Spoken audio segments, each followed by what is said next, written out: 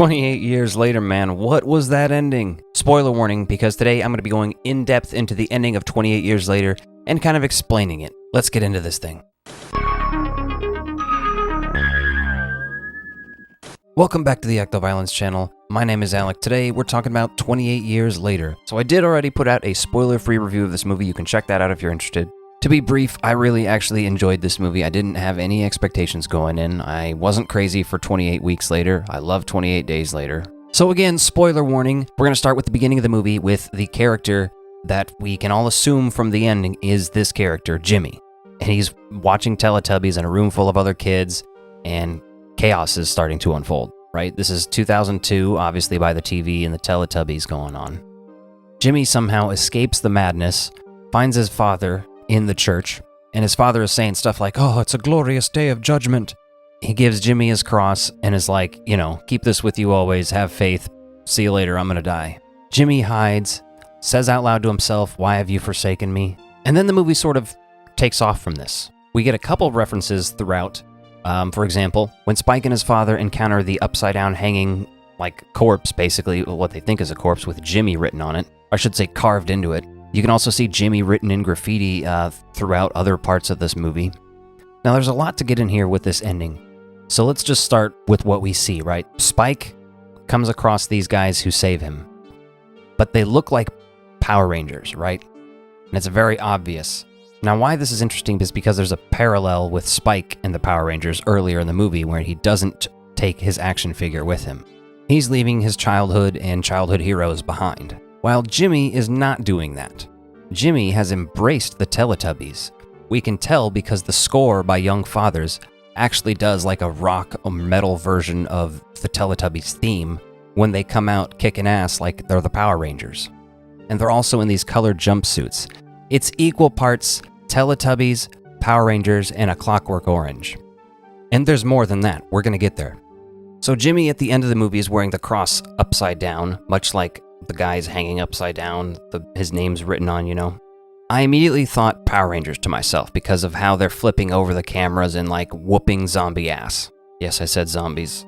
I don't know what to tell you.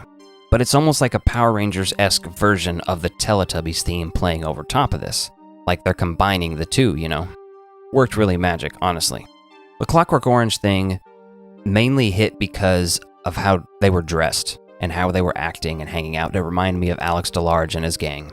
But also in 28 Days Later, just the footage that the monkey is watching when he's tied up basically and being forced to watch footage of violence and war and stuff, very similar to the most iconic scene from A Clockwork Orange.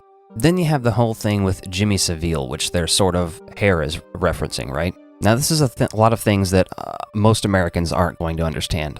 I actually knew who Jimmy Seville was, but I wasn't familiar enough to be understanding the reference when I watched this movie. I definitely had to do research to understand what that was. But basically, he was a popular children's entertainer. Think of, maybe the UK's Mr. Rogers type character show, right? After his death, though, it was revealed he was a predator with over 300 victims. But what's interesting about that is Jimmy wouldn't have known that because he's secluded on their island. So unless they have ways to access information, he wouldn't even know that that happened after Jimmy Seville died because it happened after the apocalypse started. There's very interesting themes in this movie of shattering your image of your heroes.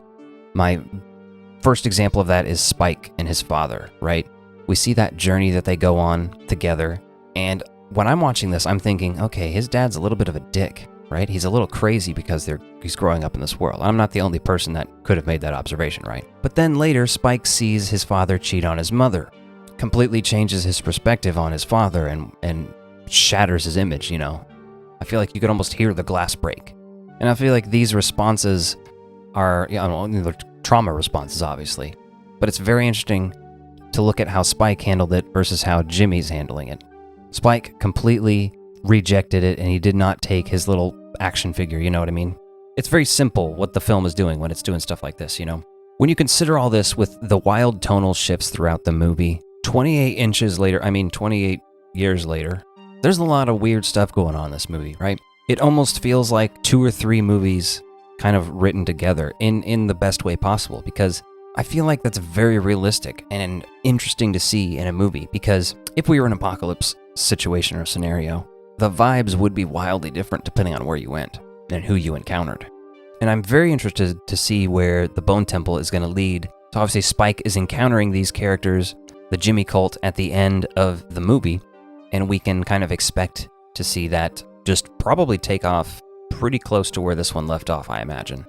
Like, I honestly went into 28 years later not expecting to really enjoy it much. And I was thinking, man, they already shot a sequel to this too, I don't know. But by the time I left the theater, I was like, damn, I don't want to wait to see the next one. I want to see what this Jimmy cult is up to. This is interesting. And again, my initial inkling when I watched it was, okay, I'm reminded of Power Rangers, and then A Clockwork Orange. Later, after leaving the theater, I was discussing it with my brother, and he also brought up the Teletubbies from the beginning.